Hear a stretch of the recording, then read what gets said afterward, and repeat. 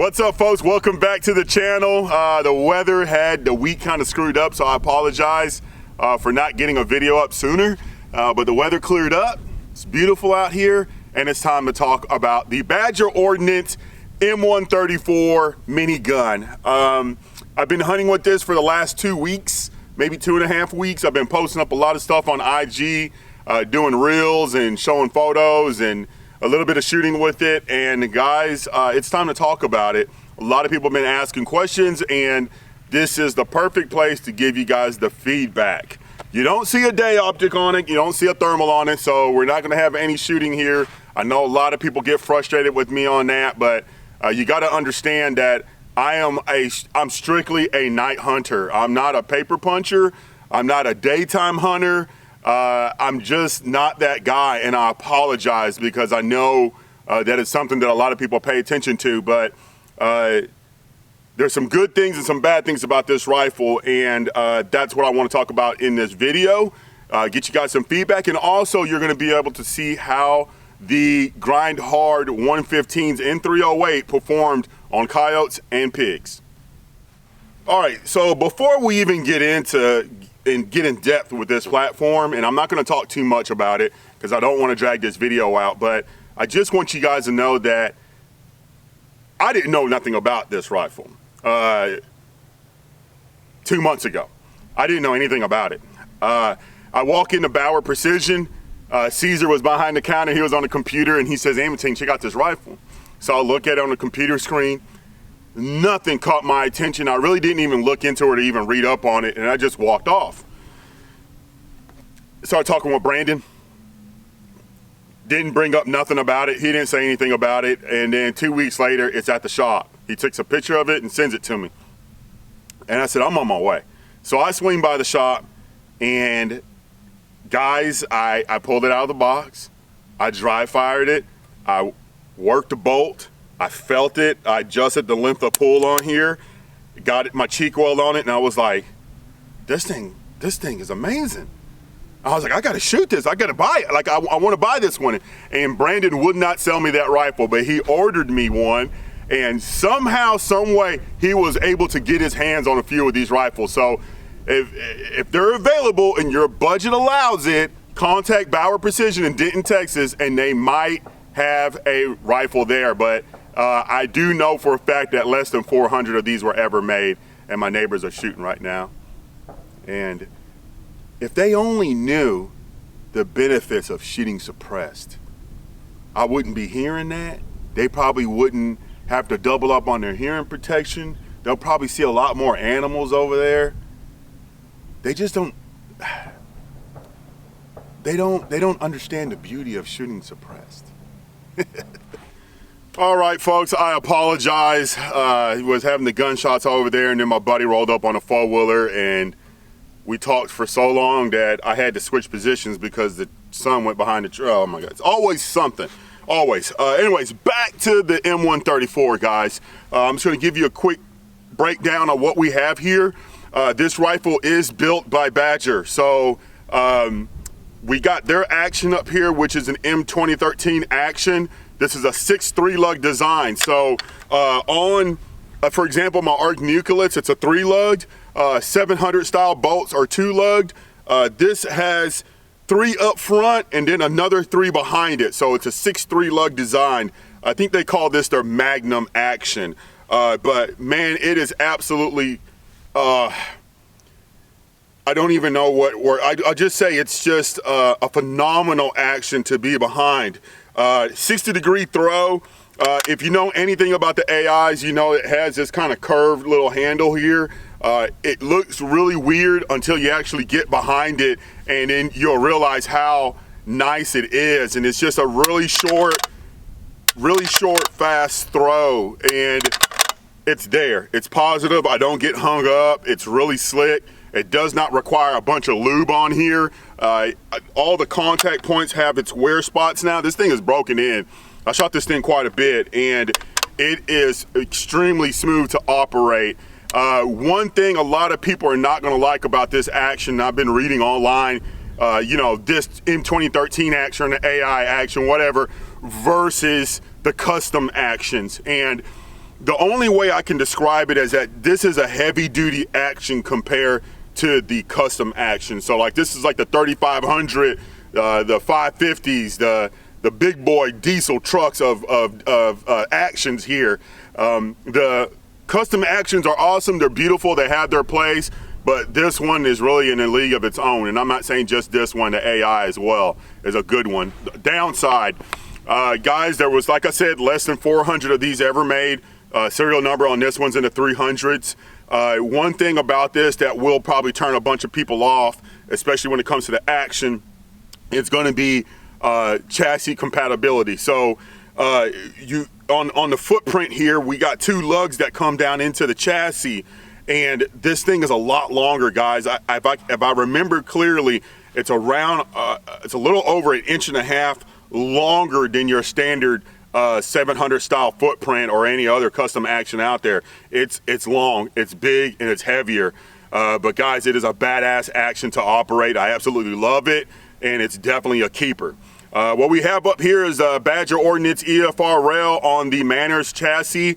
It does come with another Picatinny down here on the bottom. I removed it and actually installed the Area 419 rail myself. This is my first time ever doing this.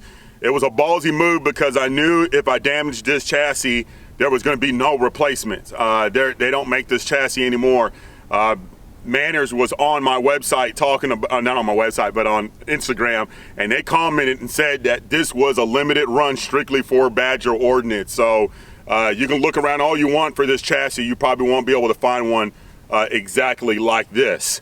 Anyways, I drilled a hole in here to install the Area 419 rail, and it was super easy. It was intimidating, but it's super easy. I got that done. Comes with two non-rotating cups.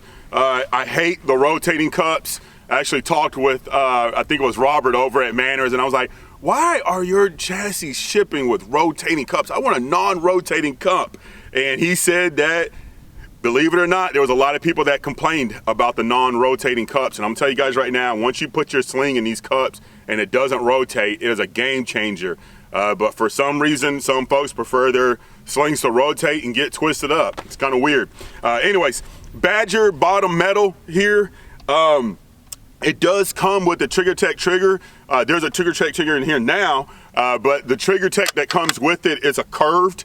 And I wasn't a big fan of the curved trigger. You guys know I love flat triggers, so I put a Trigger Tech straight in here. This is a black one. I think this is their special. I can't remember.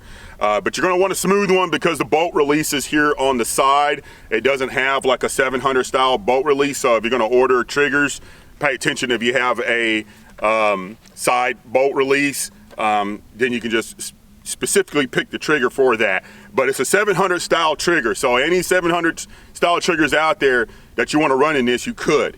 The chassis.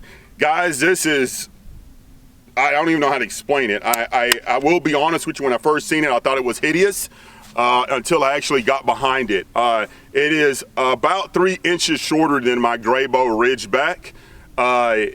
It's extremely lightweight. The entire package here, what you see is 9.3 pounds.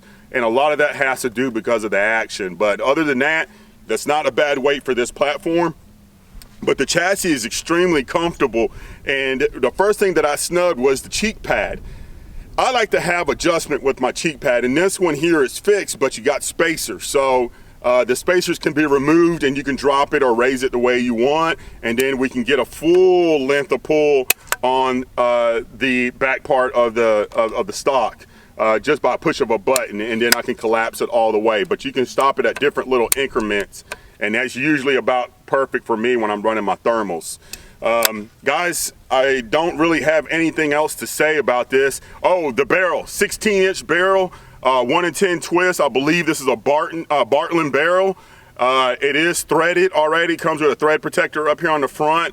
I'm using grind hard 115s right now. So in this video, you're gonna see how the 115s performed on coyotes and pigs. You're also gonna see how accurate this thing is. I know a lot of people love to see the paper punching. Again, that's not what I do.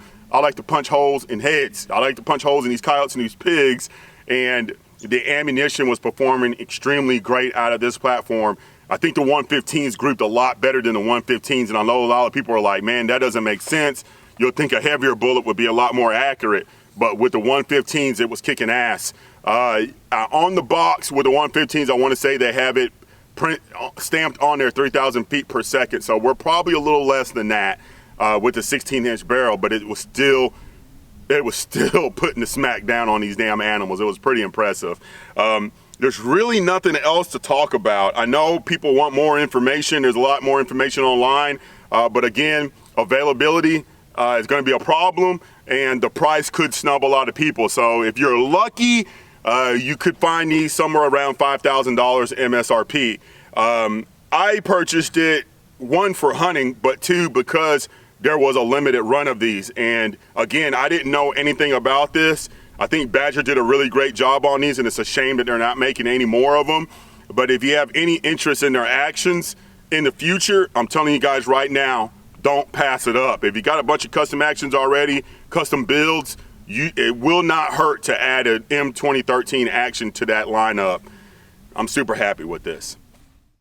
This was the first kill with the Badger M134. I was using the iRay TH50c thermal.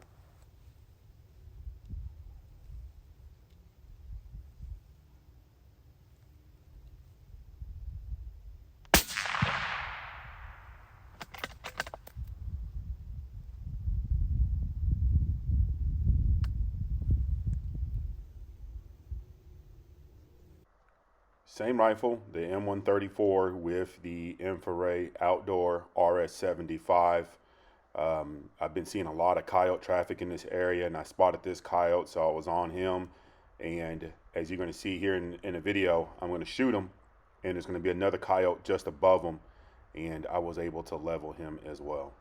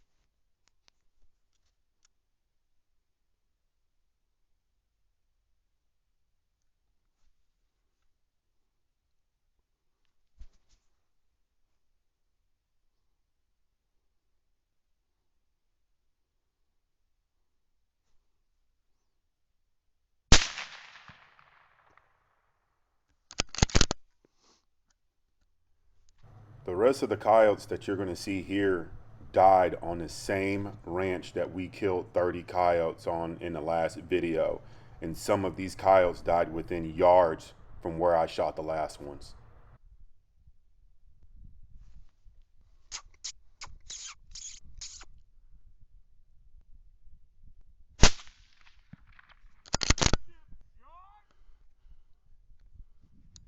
Less than 5 minutes after I shot that coyote, this guy was in the pasture behind me.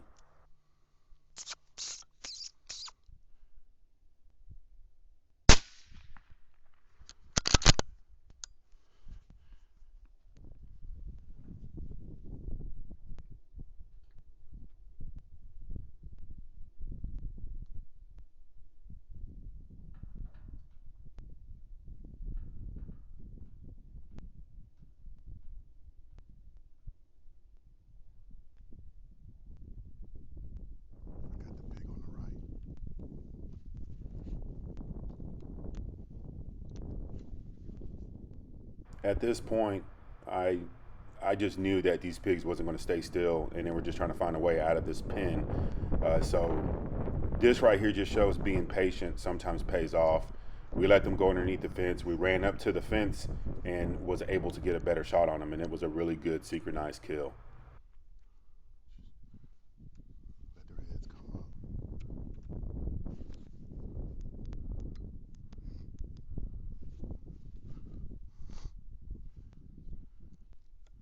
You good? I'm right. Ready? 3, 2, 1.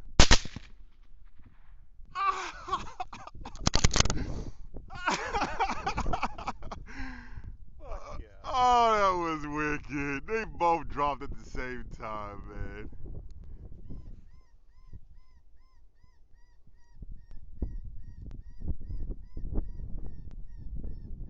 You want me to shoot him or you want to shoot him? They might not give us that.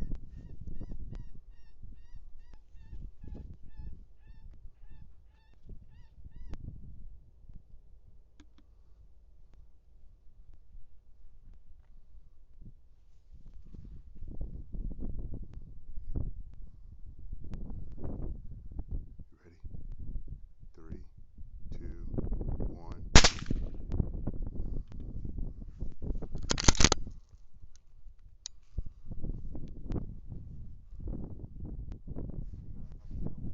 Yeah, he got a double dose.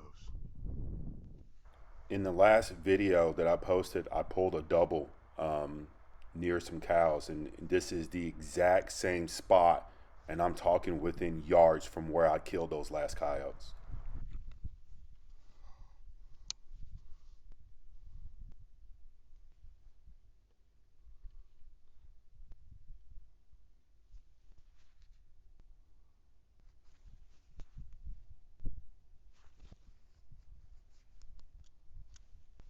He's gone.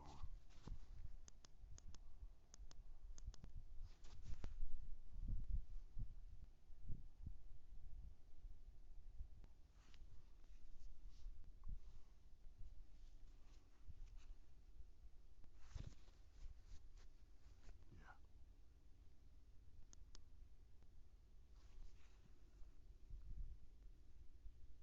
I'm gonna go for him. The one on the left. Hmm.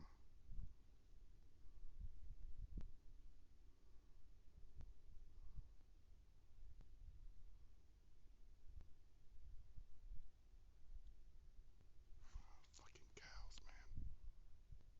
Dude, this one right here is close.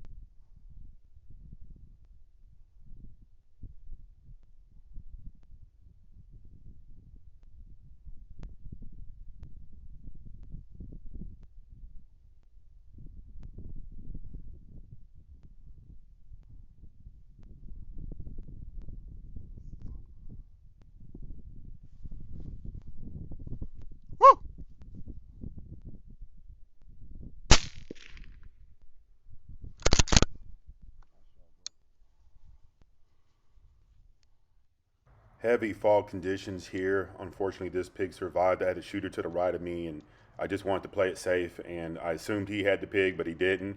We're going to pan back up here, and you're going to see how dense the fog was. Visibility max was probably about 40 to 50 yards, and anything after that, you really couldn't focus in on them.